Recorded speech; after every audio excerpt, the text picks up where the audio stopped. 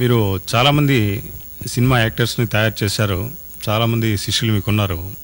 అందులో ప్రథమంగా చెప్పుకోవాల్సిన వాడు మోహన్ బాబు.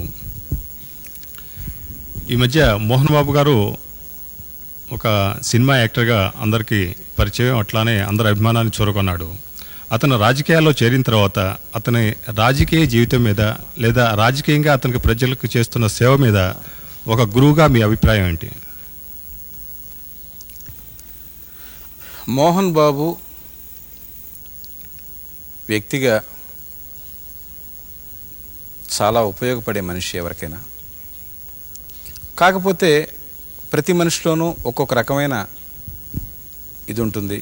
కొంతమంది ఆలోచనా పరులు ఉంటారు, కొంతమంది ఆవేశపరులు ఉంటారు.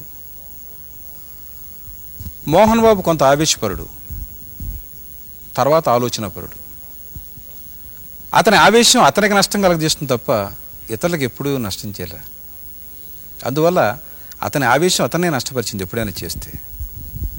బట్ వ్యక్తిగా ఒక కమిట్మెంట్ ఉన్న మనిషి, ఏదైనా చెయ్యాలి అనుకుంటే చేస్తాడు. క్రమశిక్షణ ఉన్న మనిషి, డిసిప్లిన్ మెయింటైన్ చేస్తూ ఉంటాడు. అటువంటి వాడు రాజకీయాల్లోకి రావడం కొత్తగానే వచ్చాడు.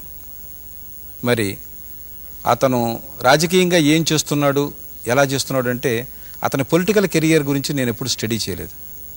ఆర్టిస్ట్గా అంటారా, ఏమైనా చెప్పగలను అతని గురించి. Is a dedicated actor, is a wonderful artist, very disciplined actor. అంటే అతని టెంపర్మెంట్ తెలిసిన వ్యక్తిగా అతను రాజకీయాల్లో ఎంతవరకు సక్సెస్ అవుతాడని మీరు భావిస్తున్నారు? ఏముందని రాజకీయాల్లో రాణించడానికి ఏముంది? కొంతమంది 5 సంవత్సరాల తర్వాత ఆలోచించి నిర్ణయాలు తీసుకునే వాళ్ళు కూడా రాజకీయాల్లో రాణిస్తారు. క్షణంలో నిర్ణయం తీసుకునే వాళ్ళు కూడా రాజకీయంలో రాణిస్తారు.